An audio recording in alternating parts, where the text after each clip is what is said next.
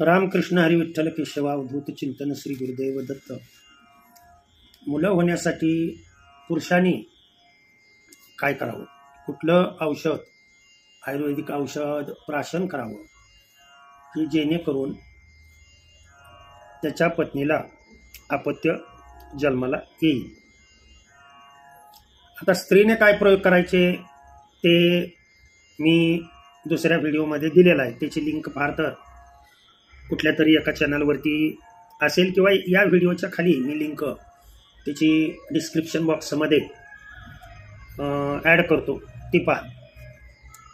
मात्र दोष असो अथवा नसो,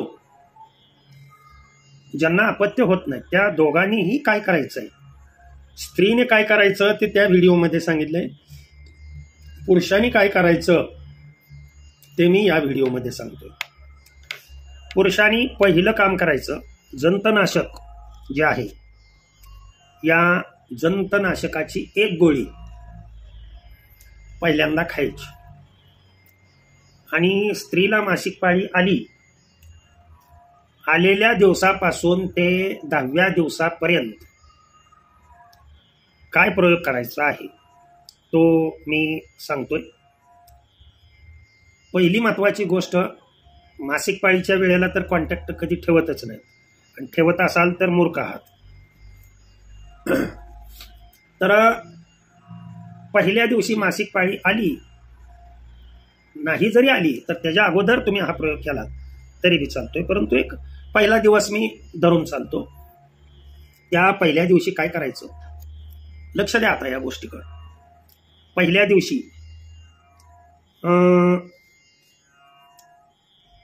चांगले 7-8 लसूण, चांगले मोठे देशी लालसर रंगाचे देशी असावेत, नाही मिळाले तर मग हायब्रिड पांढरे.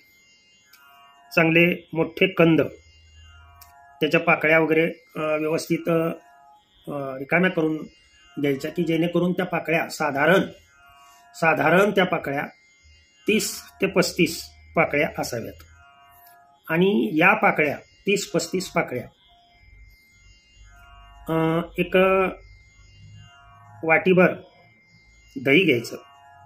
ते मडकं आपलं कुंभाराकडे मिळतं, मडकं किंवा कलई केलेलं कुठलंही भांडं असेल, त्याच्यामध्ये दही घ्यायचं. एक साधारण वाटीभर, अर्धी वाटी, की जेणेकरून या पाकळ्या पूर्णपणे त्या दह्यामध्ये मिळतील, आतमध्ये मिसळतील. अशा पद्धतीने एवढं दही घ्यायचं आणि त्यात त्या भिजत 24 तास भिजत ठेवायच्या. आता हे तुम्ही फ्रीजमध्ये ठेवलं तरीही चालू शकतंय, म्हणजे बाहेरचं जे प्राण्यांचा त्रास आहे किंवा मायक्रो ऑर्गॅनिझम वगैरे जे आहे ते याच्यापासून त्याचं पूर्णतः संरक्षण होईल. 24 तास म्हणजे लक्षात आलं असेल तुमच्या,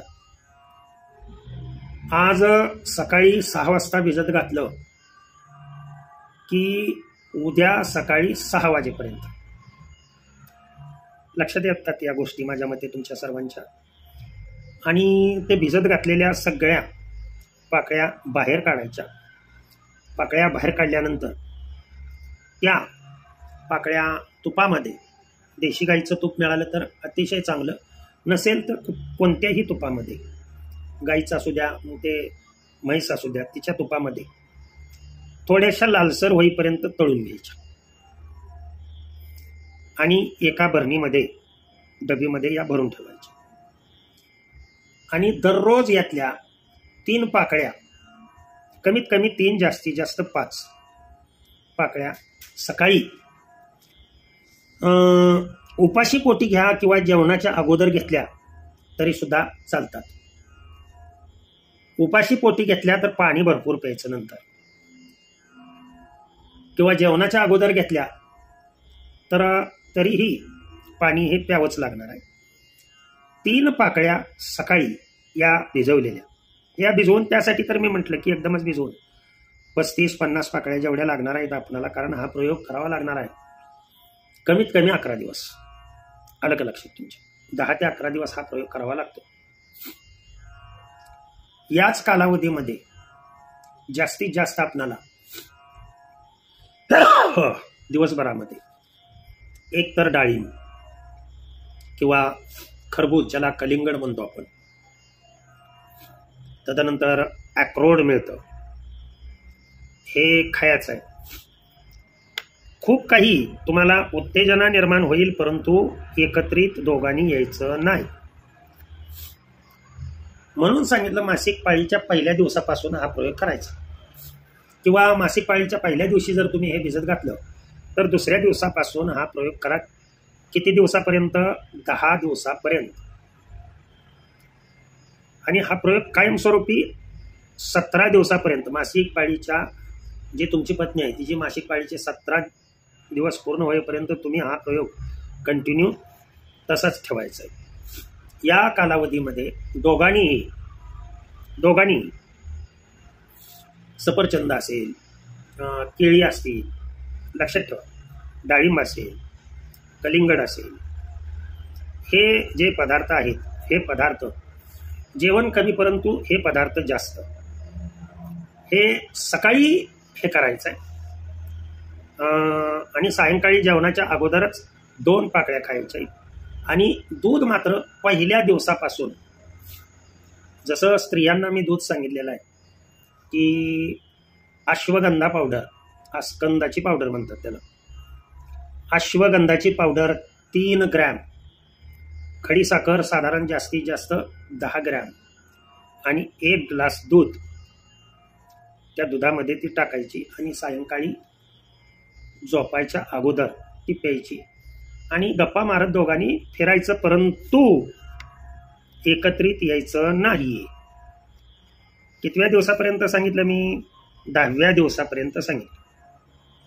आणि मग 10व्या दिवसापासून पुढे 10वा दिवस, 11वा, 10व्या दिवसापासून ते 17व्या दिवसापर्यंत दररोज दोघांनी एकत्रित यायचं. हा सांगितला. पुरुषासाठी मी प्रयोग सांगितला. सेम प्रोसिजर, प्रयोग तुम्ही कंटिन्यू चालू ठेवा.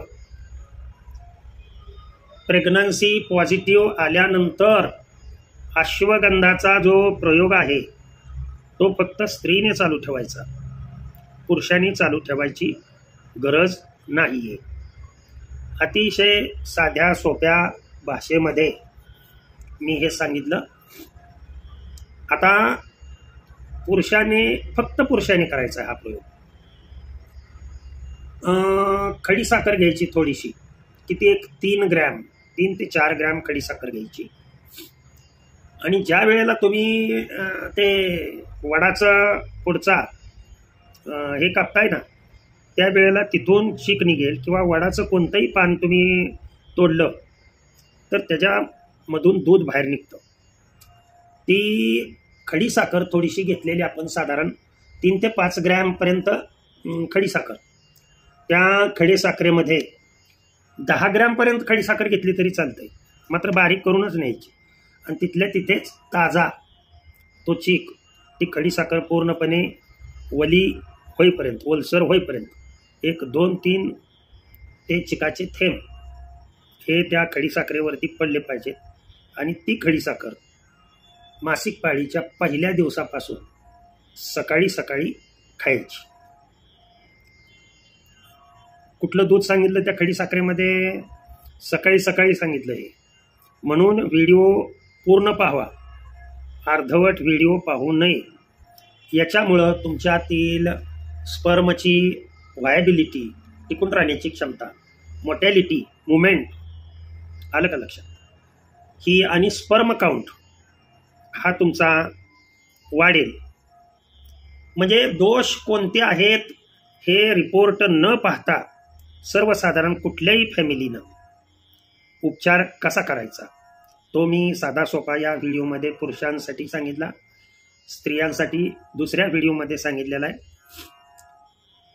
यशस्वी होण्यासाठी हा प्रत्येक प्रयोग करताय. मुखातून आत जायचं म्हणलं, गिळंकृत करायचं म्हणलं की अवधूत चिंतन श्री गुरुदेव दत्त, म्हणजे अहंकार रहित हे प्रतीक आहे. त्यांचं नाव घेतलं की भगवंता जे काय करणार आहात ते तुम्ही करणार आहात. मी निमित्त आहे, हा त्याचा अर्थ होतो. आता अलीकड शिकवून अर्धवट हळकुंडाने पिवळ्या झालेल्या मुलांना मुलींना ते पटत नाही, परंतु हे सत्य आहे, लक्षात ठेवा. आता ते वडाचंच का खायचं वगैरे वगैरे मी सांगत बसत नाही. व्हिडिओ आपण कुठून पाहताय ते मात्र आवर्जून कमेंट्समध्ये सांगावं. एकूण 9-10 चॅनल आहेत. भैसर पिलीव किंवा भैसर भजन हे टाकलं की आणि सबस्क्राईब केलं की तुम्हाला याच्यावरचे सर्व व्हिडिओ पाहायला मिळतील.